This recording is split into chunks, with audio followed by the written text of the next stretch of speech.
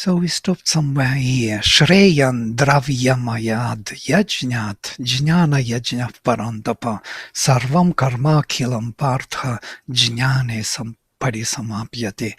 And I was telling you that I will speak a little bit on Swadhyaya, because Swadhyaya is jnana yajna. Better Shreyan dravyamayad yajnat, from the sacrifice made by with physical objects. Dravya is physical object, made from physical objects. So we make sacrifice with something like possessions or some material sacrifice, so to say. Give money or give, properties. So better than that is jnana yajna, sacrifice done by knowledge. Sarvam karma kilam partha jnane parisamapyate, because all the action without remainder turns into the knowledge experience. And I consider this to be very indicative of what we really do here in this manifestation. We are acquiring kind of knowledge experience. It's that which will stay with us. The rest is only the means. We think we do something, that we build something, that we created something, but that is done by nature, it seems, according to the Gita. Prakriti is doing all that. And of course, we assign to ourselves that we are the doers, and we believe that we did, but we were used by the force of nature. And because we are part of that nature, our bodies, our minds, our vitals are part of that universal nature, which is, through us, building whatever she needs to build. And we believe that we were engaged. And we were engaged, of course, but in another way. So we were learning something about ourselves through this activity. And that is what we acquire. That is the result we arrive at. All action turns to be, or ends up in the knowledge experience, in self-realization. Everything is done for this purpose. It makes sense, no? Suddenly, living so long, suddenly all makes sense that we did it because we acquired some understanding how we function, how the spirit is present, how nature works, and the rest was only the means.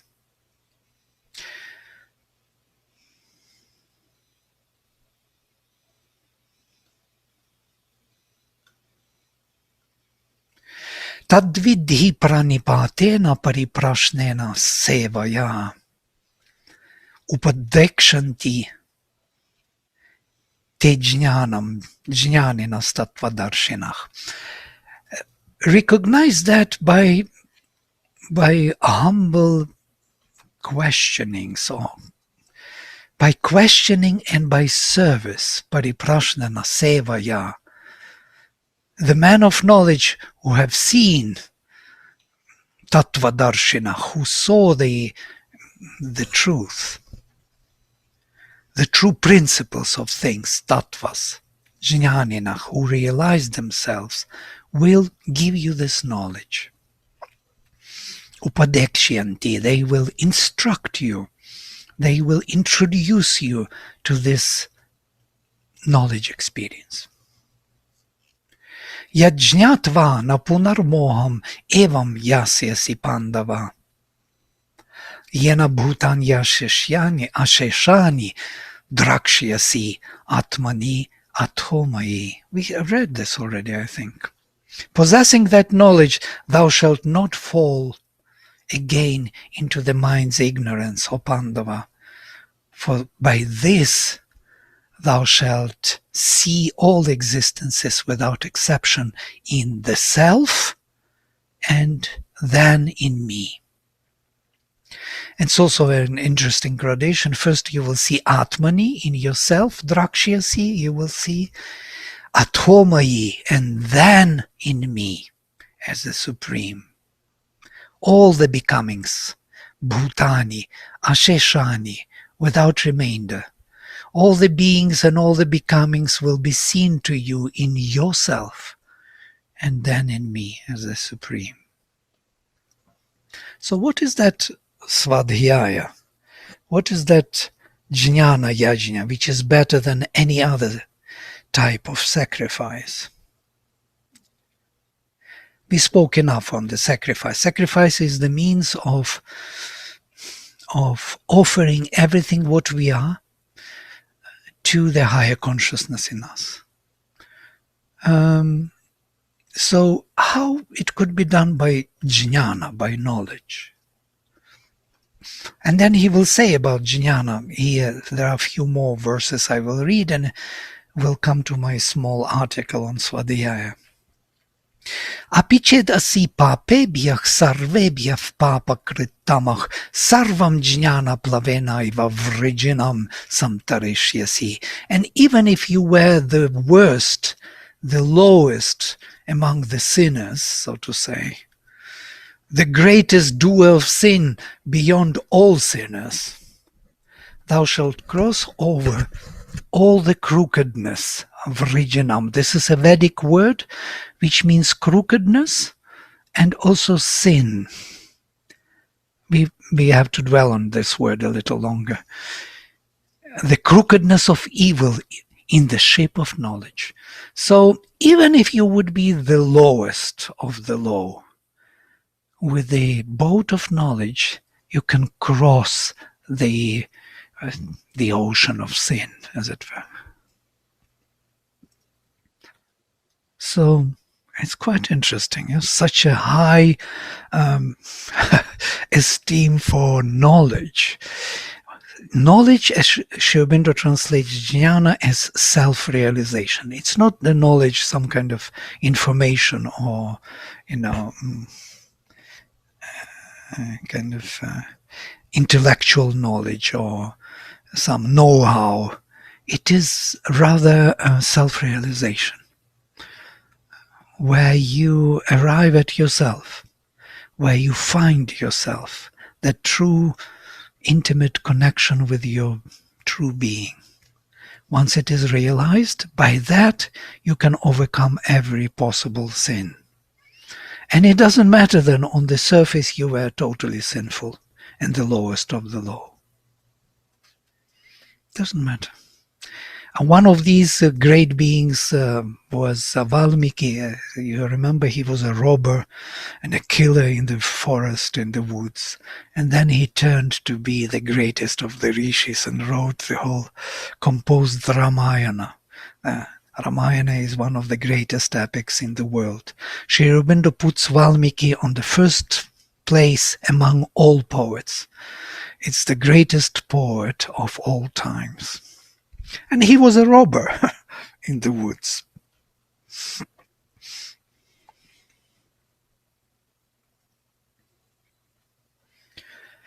Yathai dhansi samidhognir bhasmasat kurute Arjuna jnanagnih sarvakarmani bhasmasat kurute tatha. As the fire turns to ashes all the fuel, in the same way the flames of knowledge or self-realization burn to ashes all the actions. So basically, all the activities were only the means by which nature was building up something and giving us knowledge experience. We were engaged, we were part of that process. We thought we did something immense and important, though it was nature who did all that. And we learned from it something about ourselves and the future possibilities of manifestation. I know it sounds so strange when we speak this way. It's kind of another language. But we are following this vision and see how far we can go with it. Nahi jnanena sadrisham pavitram iha vidyate tat svayam yogasam siddhah kalenatmani vindati. There is nothing which is equal in purity to knowledge. There is nothing in the world equal in purity to knowledge. The man who is perfected by yoga finds it of himself in the self by the cause of time. Tat svayam yoga samsiddhah kalenatmani vindati. He realizes it or finds or discovers that knowledge within himself. Being successful in yoga. I was making presentation in our retreat on yoga and what is to be actually united, yes? And this unification of all our parts of being is actually yoga, where there is no more discrepancy, there is no more contradiction between my mind, my heart, and my will. They go together. And that can be achieved only when it is centered around our inner being. When inner being takes charge, then all these elements, all these members of consciousness can actually unite and be as one. Heaven and earth equal and one. So that can happen only when there's some inner truth is reaching out to the surface. So that is the knowledge which makes unification possible. And this yoga samsiddhah, the one who realized or succeeded in uniting himself. Many times we translate yoga as union with the divine. Yeah? And it is understood, by me it was understood many times, and it is totally proper understanding. I'm not saying it's not. But how to achieve that union with the divine? The result of that union will be the unification of all our members. Also, and that's exactly where what I wanted to say. We can start also from there, that we want to be true to our word, to our mind, will, heart, that they will be one, that there would be no difference between what I will, what I want, what I think, and what I feel in the heart. If I achieve that kind of unification of my members, it will be much easier for me to be truthful to myself and to discover my inner being. It's quite obvious, you know. How else it could be? So the one who succeeds in yoga by himself, with time he discovers in himself this knowledge, which has no equal in the world in purity. Shraddhavan labhate jnanam tatparav samyatendriyaha jnanam labdhva param shantim achirenadhi gacchati. And the one who has faith, Shraddhavan, who possesses that faith within the heart, Shraddhavan, interesting word, Shraddha, the one who establishes the heart, whose heart is being established, as it were, who possesses the establishment of the heart, he realizes himself, he gets the knowledge. Who has faith, he has conquered and controlled the mind and senses, who has fixed his whole conscious being on the supreme reality, he attains knowledge. And having attained knowledge, he goes swiftly to the supreme peace.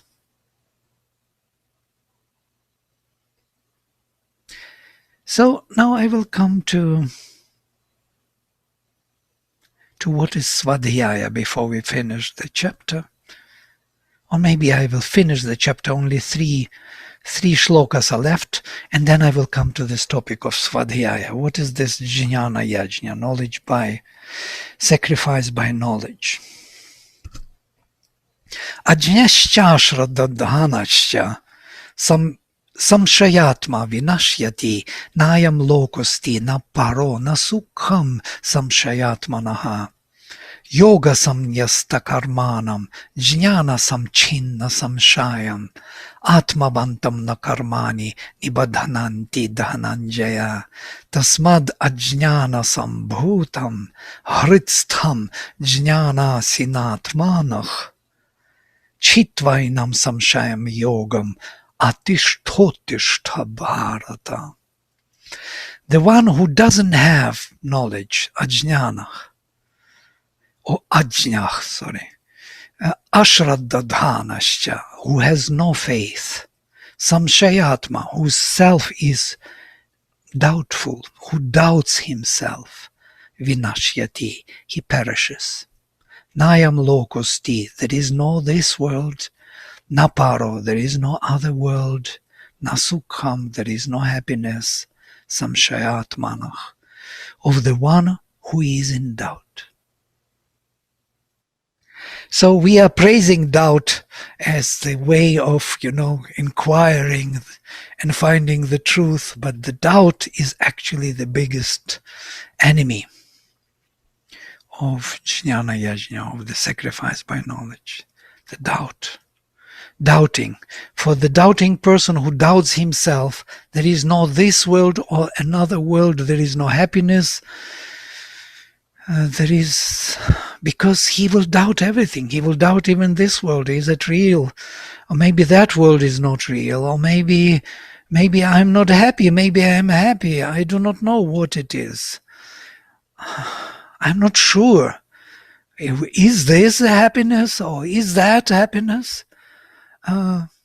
We know that state very well. We've been there quite often. So we know how it is that when everything becomes like one undifferentiated way of not knowing and doubting and asserting things which are not true and doubting things which are true, kind of imposing on ourselves the veil of doubt and uncertainty.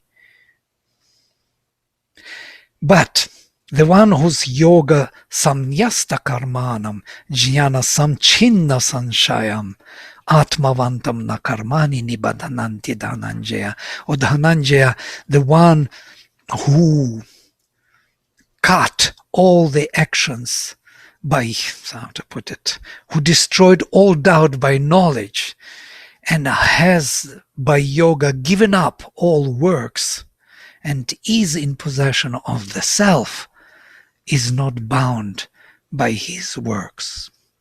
So the karmani, the activities of nature, do not bind him, do not create consequences for him. Karma, the law of karma, does not work for him anymore. It works for the part of nature which he represents. Yes, it will do there its work. But for him, who is already aware of himself, it really does not matter much. Tasmat ajnana sambhutam hritstham jnana sinatmanah chitvainam samshayam yogam atishthotishta bharata. Therefore, arise, uttishtha, O Bharata. Resort constantly to yoga, yogam atishtha, follow yoga, come to yoga. Yoga, that yoga of unification of all the members around the divine center. Having cut away with the sword of knowledge this perplexity born of ignorance, this doubt. Why that perplexity comes from the vital worlds. The vital worlds and forces and energies, they want us to be uncertain because these are the gateways for them to come in and to possess us and to use us as their food for their own self-enjoyment. And all our life is given to them through these doubts and uncertainties and perplexities. So this is the chapter 4. So chapter 3 ended, kill the enemy, kama rupam, that which took form of desire. Third one says, kill the enemy which has the form of doubt. Stop being doubtful. Believe in yourself. Remember who you are. Trust yourself. Shraddhavan labhate jnanam. Only the one who believes in himself gets the knowledge, self-realization.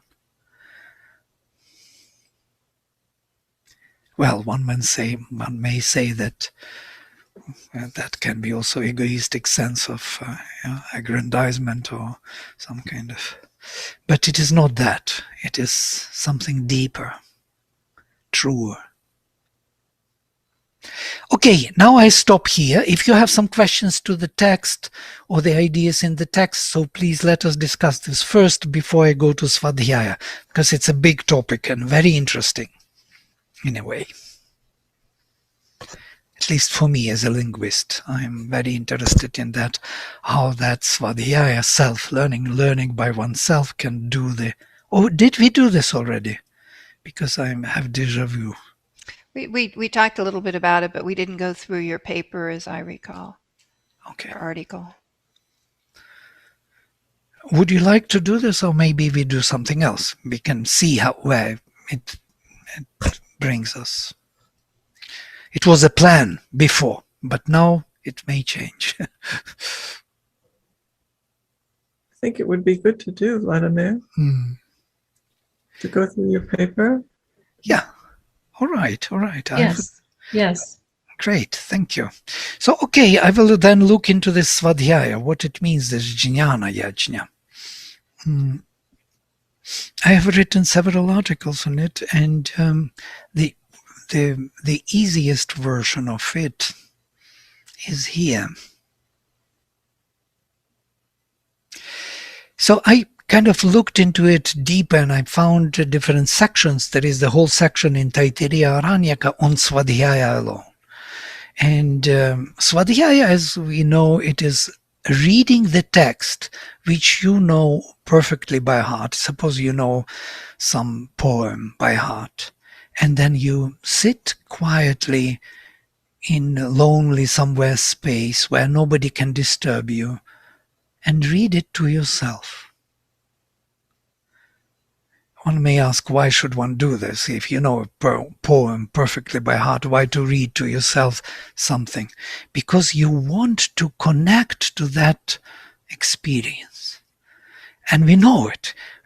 We even have to read it to our surface being to reconnect our surface being with the inner being. Yeah? That is the means by which we acquire that inner connection. So the whole Indian tradition was built on this Swadhyaya, learning or reading the text which you know perfectly by heart to yourself.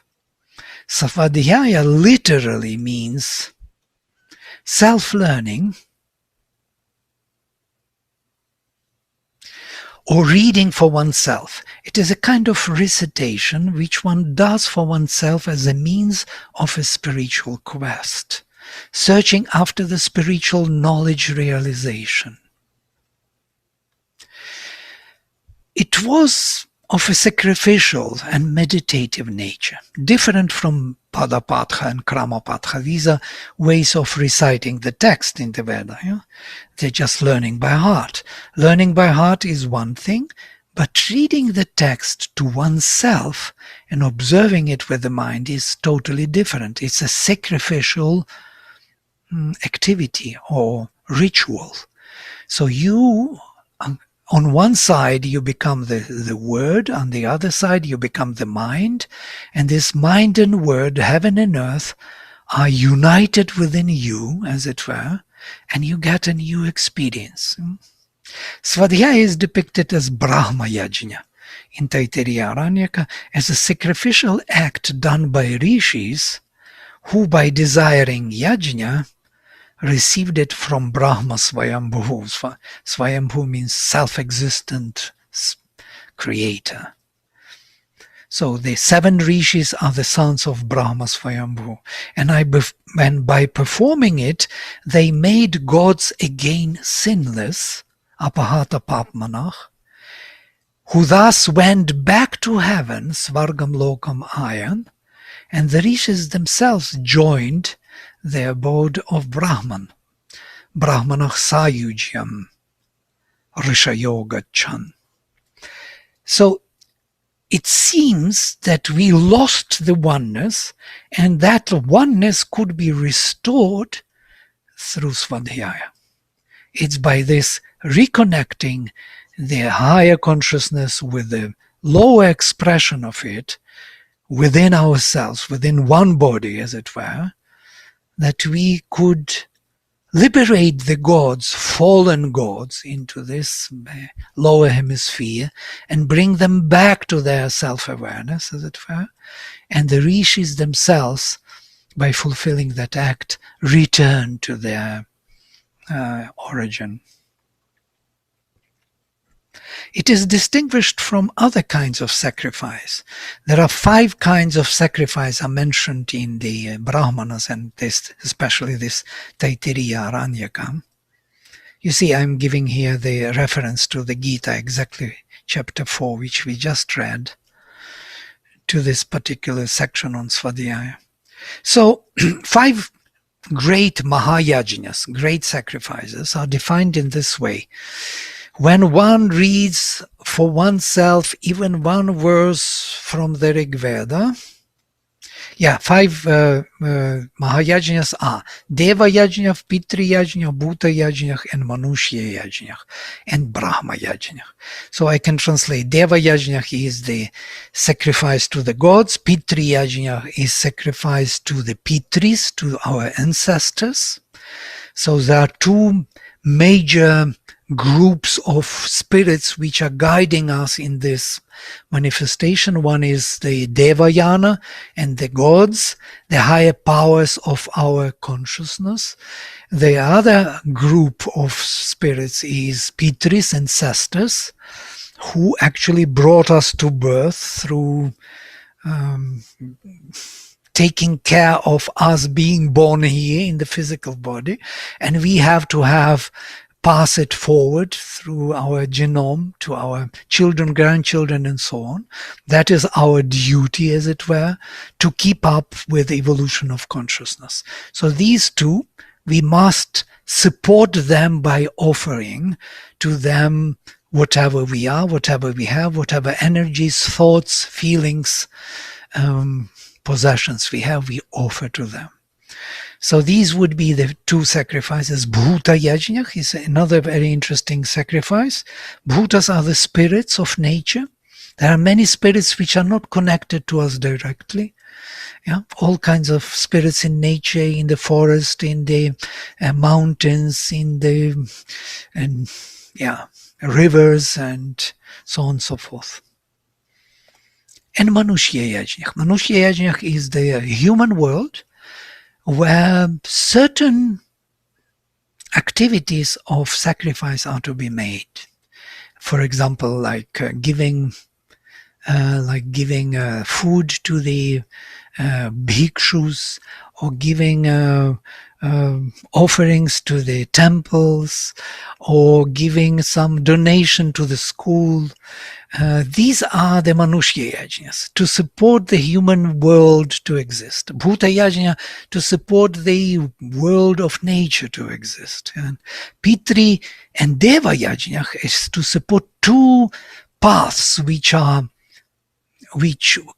constitute our being here. That means our mind, life, and body, embodied here, Pitri Yajna, and our spiritual development, Deva Yajna. That's it. That's all, the whole set. And there is one more, Brahma Yajna, which is considered to be the highest. And this is what they say about the Brahma Yajna. When one reads for oneself even one verse from Rigveda, Yajurveda, or Samaveda, then the Brahma Yajna is performed. So what is this reading for oneself one verse? That I read it to myself.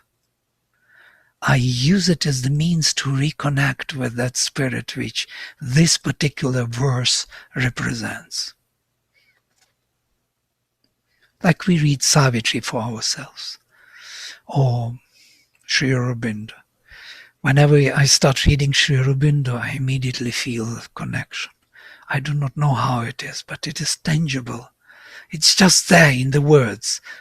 Somehow his words represent his consciousness. You could feel it. It's not something, I am not thinking it. I'm not imagining it. It's tangibly coming by itself. I don't need to even call to it. You know?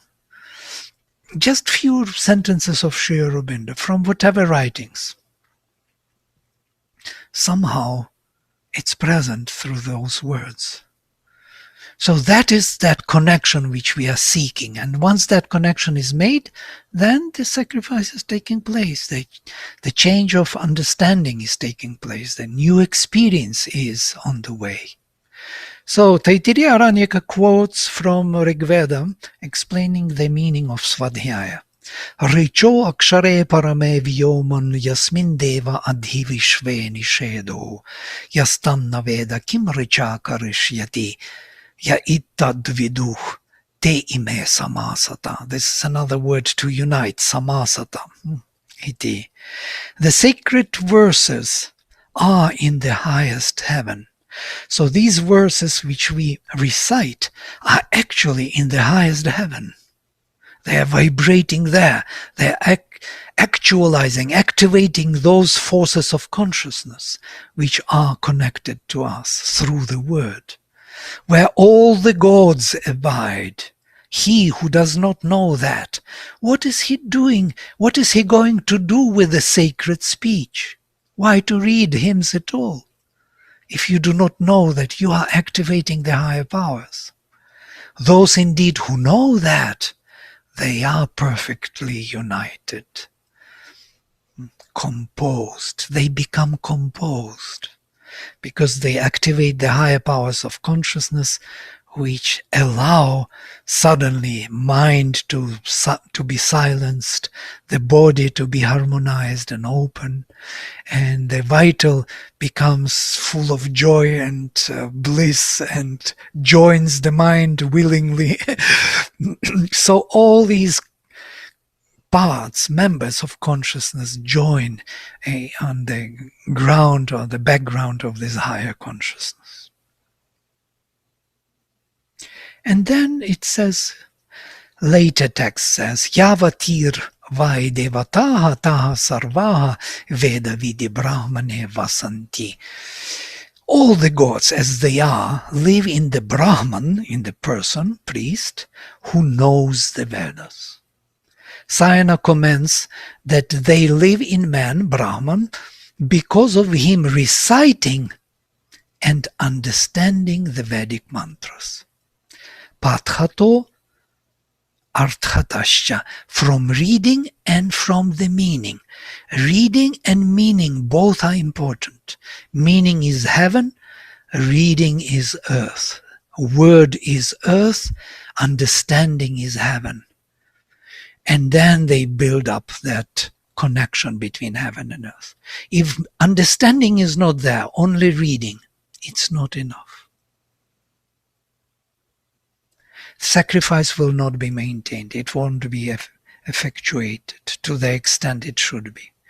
And since the mantras exist in the speech of the reader, which he knows perfectly by heart, and in the mind of the knower, which he doesn't know yet, but he is just looking at it and wanting to know it, mantrach sarve dietuch vachi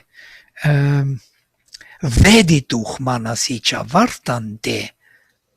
All the gods, therefore, also live in him, given a life space by those mantras, ekasmin mantre ekaiko devatav pratipadyate. In each mantra, one by one, the gods, the higher powers of consciousness are being activated.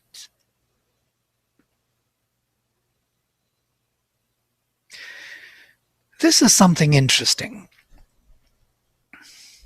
we know it somehow. We didn't know that it was so kind of, it is explicitly explained to us with details, yes, in that particular framework of that culture.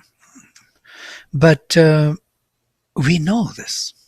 That's why we like to read the poems which we love again and again. And we feel again emotional about it, especially me. I can be very emotional about the verses which I know so well already, so many times read. Gita is read all my life with me, and still I'm reading, and still I'm getting somewhere, some new, because through these verses I reconnect to that state of consciousness, and that is new. That is always new, always fresh, always true. It's not that the verses are new, but the reconnection, the understanding of them is different, because it's a different context, different time, different perspective, different entry, different moment in time and space. And when this reconnection is happening in different moment in time and space, it's always authentic, always fresh, always new word. That's what the Veda says, that the word has to be always new, fresh, straight. They speak about straightness, that Aryan is seeking the straightness. You remember that word of originum I was telling, crookedness. And the crookedness is the word which was true before, but no more true now, because I am using it as a formation of the past. I am not using it as the means to reconnect to the truth. I do not seek the reconnection. I seek the authority of the power of some religious dogma, which I want to impose on myself and others, and to get out of them something else. Yeah?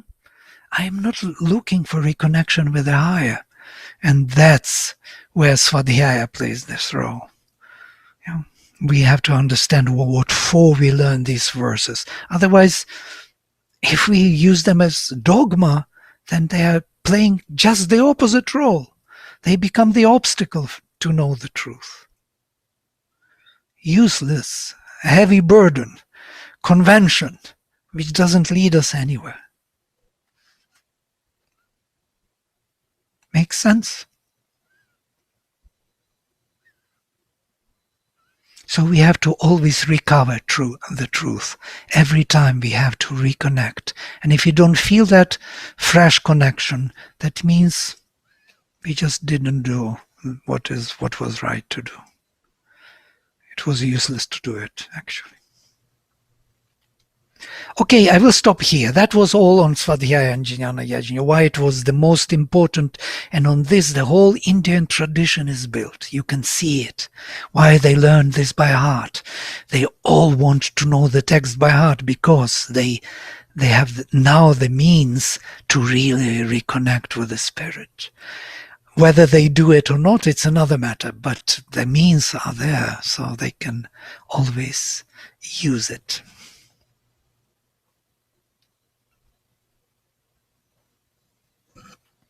Okay, I stop. If you have some observations, questions, ideas, impressions, please go ahead. Vladimir, I think it's just wonderful that this knowledge has come down through Indian sacred texts and so on to us. And I think in the West we think more of opening to, rather than to the gods. As such, we open to forces like peace or joy or ananda. But I think Indians are so open to this idea of seeing everything in terms of the gods. And I think your explanation helped us to understand how we can open to these gods, whether we call them gods or forces. They're accessible to us through this wonderful methodology that has come down through the ages and is still so very, very relevant. I remember when I think it was on Auroville's 50th birthday, we did the reading of Savitri around the world. And Shadavan, who is, of course, in charge of Savitri Bhavan and who's implemented this, she told us to read the text in a certain way, out loud and very slowly. And it was just so powerful. It was just like, it was really like connecting to something extraordinary. And I can always, it's something you can experience so simply. And it all this reminds me of that. Yeah, thank you. Yeah, it is the means by which, and Mother beautifully explains also this as even read, somebody asked, should we read Savitri if we don't understand what it is all about? She says, read slowly. That was Mother's, no hurry. And these words like seed powers, they enter into your brain and they create there. That's what we heard from Alok beautifully also. He mentioned this again. They create in you, he says new neurons. Mother didn't speak about neurons, but it creates in you a capacity in your mind to understand the text. Text itself creates a capacity in you to understand its meaning. This is the Swadhyaya's meaning of why we do it. So those powers connected to the text, to the consciousness of the poet who created it, are being activated. And you may join those experiences, those states of consciousness. You know, Vladimir, it was reminded me of once in India, I had the opportunity to visit one of these schools, ancient schools, and it was actually a school where young boys were being taught how to create the fire in different ways, the moon symbol, the sun, very young boys, like 5, 6, 7. And so it was really all about kind of the fire ceremony, but they were also concurrently being taught the Rig Veda, the mantras of the Rig Veda. And what was interesting is, you know, as they were being taught, the boys, we could observe the boys were reciting, and they were either kind of nodding or tapping or swaying as they were saying it. But to my understanding, they were not being taught the meaning of the verses. They were just, if you were, as you were saying, they were learning the recitation, but it almost seemed by the tapping, by the nodding, by the swaying, that those verses were being embodied, were going into them, even if they didn't know the meaning at the time. And it was really interesting. And I know that, you know, obviously later in life, that there's the period of actually contemplation and meditation around them. But it was a very curious practice that they were going through. By the way, yes, it's very true. This kind of particular, either with movement of the head, because when they learned the by heart, the teacher was putting either a head on his head, and was because accentuation has to be remembered by physical body or with the hand. There are several ways. Nambudiri doing with the head in the Kerala. So in different regions, they do different ways of remembering it physically. It has to go into the physical body, you know, the text. The idea which I heard many times in India, that the text should not be understood.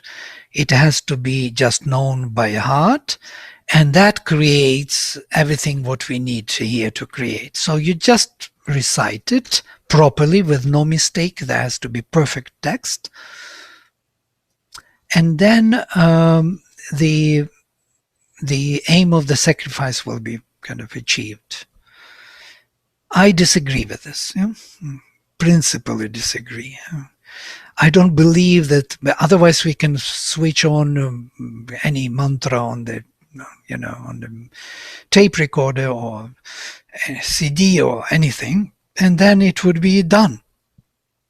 I don't think sound is enough, and that's what Sayana says. Sayana is the greatest ritualist in India, the greatest. He is totally on the ritualistic side. Even he says that's not enough. What is necessary, understanding of the text and the text perfect. Both are to be there. We have to understand the grammar, what is being said, not something esoteric understanding, but the text, the language. If the language is not understood, then it's like nice abracadabra. So it has to be understood. Of course, I can put some nice syllables together which will make a great impression, of a known language to you, and recite it with passion that you would feel the presence of some kind. But it won't be that. It won't be that revelation. It won't be that true connection to oneself. So I think both are necessary. The mind, the meaning of the sentence, and the sentence, both have to go together.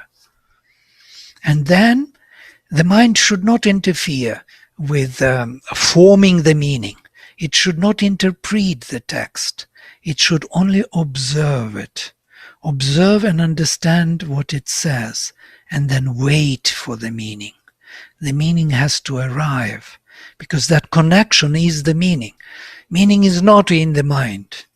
Meaning is that connection. If it is happening, then we get it. And it is always fresh and always new and always true. So this is what we understand by Swadhyaya. At least I understand by it this way. Vladimir, from which place is this? Is this your own thing, or is it from a particular... No, it's Taittiriya Aranyaka, the whole chapter on Swadhyaya, third chapter on Swadhyaya in Taittiriya Aranyaka. It is described in details how you have to do, how to sit, to prepare yourself, you have to recite, what is to happen. And Sayana gives immense, beautiful commentaries on it. Which explains what really happens. You see that Swadhyaya is happening all the time in our life. There's something in us which observes some activity in our life in one way or another. Why we read books, or I don't know what, novels, or why we watch movies, for that matter. What is happening when we watch movie? Suddenly we become emotional. We feel overwhelmed by what happened. It didn't happen. It was there, some kind of, fiction. People go to these cinemas and come out, especially after Indian films, full of tears, all makeup, black on the face, all these ladies. Why? Why did they cry and laughed? What happened to them? It was just a fiction movie. But something happened. Their mind observed the meaning, the flow of the meaning, and in between the two, there was this energy field created, an experience. They felt the overwhelming experience in the vital, and that is the sacrifice.